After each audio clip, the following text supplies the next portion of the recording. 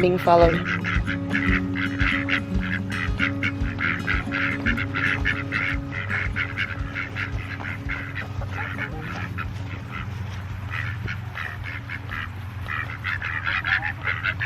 What are y'all doing?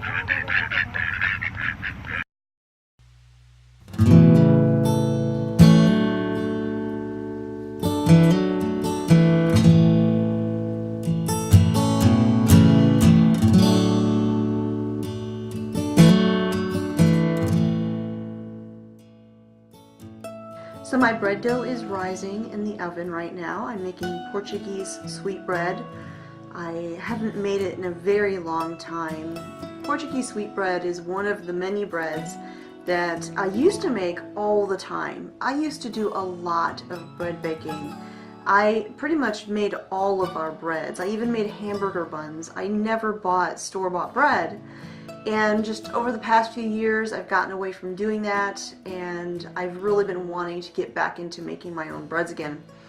And so I had ordered some of the yeast that I like to use. It's a specific yeast that I get through Bread Beckers.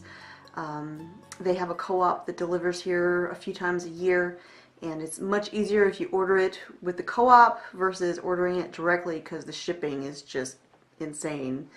So I ordered some, and so now I'm getting back into bread baking. So like I said, this one is Portuguese sweetbread. It's kind of a snack bread, but you can make a fantastic French toast with it. It's so, so good. It's slightly sweet, super tender.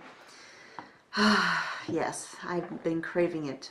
So I just want to take a minute to talk to you about a topic that has been on my mind, one of several that have been running through my head to talk about, and this one is about my rabbits.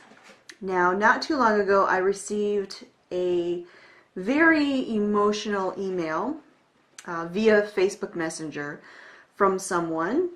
Now, she was very, very upset with me because I made it very clear in my videos and such that we raise our rabbits for meat. So when she found this out, she was distraught. Her email starts off like this. My heart was broken when I saw the video where you told that you used the little rabbits for food. Will you please look into their trusting little eyes? They can't even run from you or whoever kills them. Would you please ask God to help you stop this?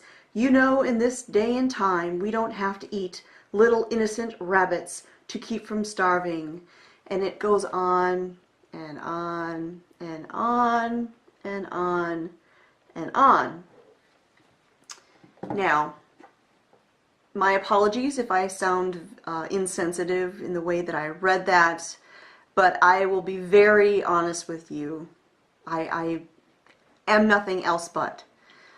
I really don't think that was a legitimate email from a sincerely upset person. I think that was a troll who just goes around the internet looking for people who have any kind of references to raising meat, what have you, and just routinely sends that email to people that they find just to cause troubles. Because the email was so over the top, it just didn't come across as legitimate to me. I actually found it quite hilarious in how intense it was. It's kind of like another email that I've gotten, this one through YouTube specifically. This person is a newly converted Mormon, and they were so deeply upset with me because I have tattoos and I drink coffee and da-da-da-da-da-da-da. Now I know for a fact that that one is a troll, because I've gotten the same message from different people, copy and pasted, different accounts, same exact message. Not for real. And this message that I got about the rabbits kind of had that same feel about it. Now, if it was legitimate, my apologies for being insensitive, but I really don't think it was. So, that aside, I have been asked by people, or they've made comments in regards to they don't know how I could do it.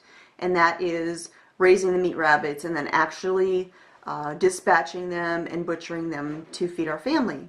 Now, I really feel like as a society we have become very, very disconnected from our food supply. Nowadays, a skill that seems scary or frightening or even taboo used to be commonplace and everybody knew how to do it. It was nothing for Granny to go out back and wring the neck of a chicken and a few minutes later it's in the pot stewing. That was normal. That was commonplace. And nowadays, for someone to do that, it's shocking. I think it's more shocking how people get so upset about it. As far as like, how can I do it? Well, here's the thing. If you want to be in touch with your food chain, and unless you want to be a vegan, there is going to come a point where you are going to have to dispatch and butcher your meat. You know, that's just reality. And when it comes down to the actual moment of dispatching the rabbit or the chicken or whatever it is, you have to do a good job of it. Now, I'll be straight up. When I did it for the first time, I was a little bit nervous simply because I had never done it before. And, you know, you can watch all the videos you want, but I was blessed to have a person who's a very good friend of mine who is very experienced with dispatching rabbits and butchering. She raised them herself for meat. And so I invited her over. Thankfully, she obliged. Came over to my house. We spent the morning butchering rabbits. She took me through step by step, answered all my questions. I had her watch me as I did it the first time to make sure I was doing it right. And, you know, I wanted to do it right. I didn't want my rabbit to have any undue suffering. And that's another thing. If you are going to dispatch your animals and you feel nervous or you're afraid you're going to do it wrong or you start psyching yourself out, you gotta fake it. Seriously, fake it.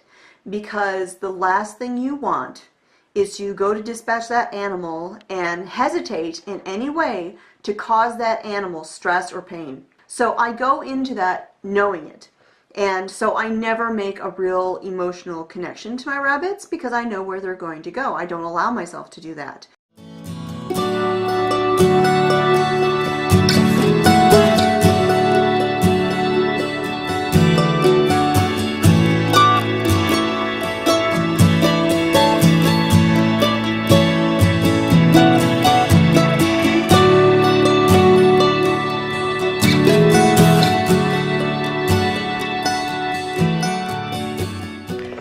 I collected my cards, cleared them off.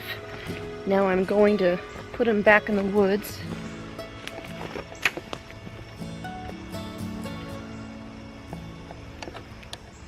Look at here. That's a wild grape. We have wild grapes out here. I think they are muscadines. They're all over in the woods out here.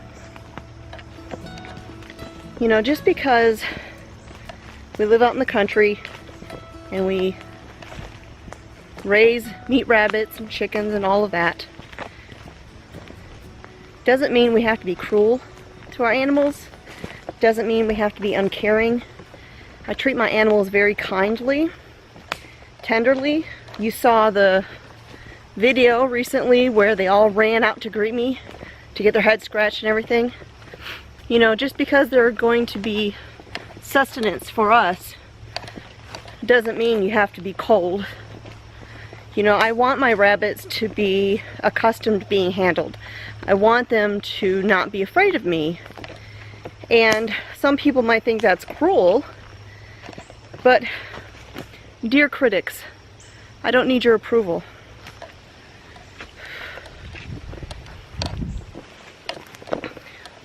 You know, the reason I want my animals to be used to being held, I want them used to me, is so that when it comes time for that day, freezer camp, we like to call it, I want it to be as least stressful as possible.